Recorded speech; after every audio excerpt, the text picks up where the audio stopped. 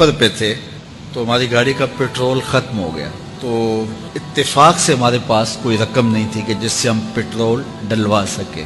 تو میں نے اپنے ساتھی سے کہا کہ یہاں کوئی قریب ترین ساتھی ہو تو اس کا نمبر ہو تو اس کو فون کرو کہ ہمیں تھوڑی سی رقم بھیجے تاکہ ہم گاڑی میں پیٹرول ڈلوا لیں۔ تو اچانک ایک ساتھی یاد آ گیا کہ وہ یہ دوسری تیسری روڈ کے اوپر اس کا گھر ہے، تو ہم نے گاڑی ادھر موڑی، تو ابھی اس کے گھر نہیں پہنچے تھے تو ایک آدمی ہمیں دیکھ کے تو حشاش بشاش ہو گیا، ابھی اس کے گھر نہیں پہنچے تو دیکھ کے تو حشاش بشاش ہو گیا۔ تو ملا، واقفیت بھی تھی لیکن اتنی زیادہ اس سے جو ہے وہ شناسائی نہیں تھی۔ کسی اجتماع میں اس نے ہمیں بلایا تھا تو ملاقات ہوئی تھی وہاں، ہم بیان کر کے اس کے علاقے میں، تو وہ لاہور آیا ہوا تھا تو ہماری وہاں وہ ملاقات ہو گئی وہاں۔ تو وہ جلدی سے جیب میں ہاتھ ڈال کر کے تو کچھ رقم تھی اس کے پاس، تو میں پیش کر کے کہنے لگا کہ وہ 2-3 سال پرانی بات، کہتا وہ آپ ہمارے جلسہ میں گئے تھے، ہم آپ کی کوئی خدمت کرنا چاہتے تھے لیکن آپ ہمیں پکڑا ہی نہیں دیے۔ تو یہ ہے آپ کا نذرانہ۔ تو ہوتا یہ ہے کہ اگر کوئی نذرانہ پیش کرے تو میں کہتا ہوں کہ نہیں کوئی مسئلہ نہیں، لیکن میں نے کہا ٹھیک ہے لے آؤ، چونکہ تم خود نہیں آئے ہو، تمہیں کسی نے بھیجا ہے۔ وَيَرْزُقُهُ مِنْ حَيْثُ لَا يَحْتَسِبُ، میرے رب کا وعدہ ہے اگر تم اس پہ بھروسہ کرو تو پھر وہ تمہیں وہاں سے دے گا جہاں سے تمہیں گمان بھی نہیں ہوگا۔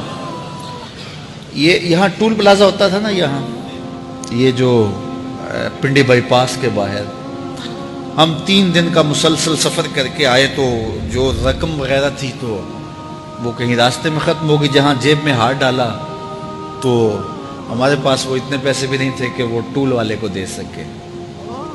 تو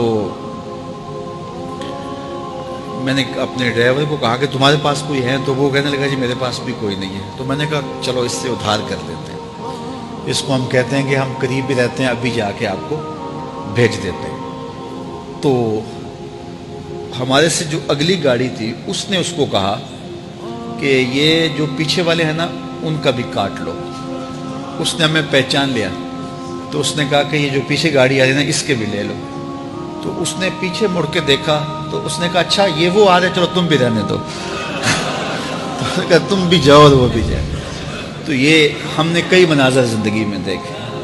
تو اللہ کے محبوب فرماتے ہیں قرآن میں ایک ایسی آیت ہے اگر تمہیں پتہ چل جائے اور اس پہ تمہارا عمل ہو جائے، وہ تمہیں وہاں سے رزق دے گا جہاں سے تمہیں گمان بھی نہیں ہوگا۔ ایک آیت قرآن کی جو میں جانتا ہوں اگر لوگ اس کو تھام لیں، اس پہ عمل پیرا ہو جائیں، اس کو روحوں میں اتار لیں، اس کو اپنے عمل کا حصہ بنا لیں، اس پر یقین و اذعان کا جہاں آباد کر لیں، تو فرمایا کہ وہ ایک آیت ہی ان کی پوری زندگی کے لیے کافی ہے۔ اللہ اکبر۔ اور وہ آیت کیا ہے؟ حضور نے بتائی، وہ آیت یہ ہے وَمَن يَتَّقِ اللَّهَ يَجْعَل لَّهُ مَخْرَجًا وَيَرْزُقْهُ مِنْ حَيْثُ لَا يَحْتَسِبُ، کہ جو اللہ سے ڈرتا ہے اللہ اس کے لیے راستے کھول دیتا ہے اور اس کو وہاں سے رزق دیتا ہے جہاں سے اسے گمان بھی نہ ہو۔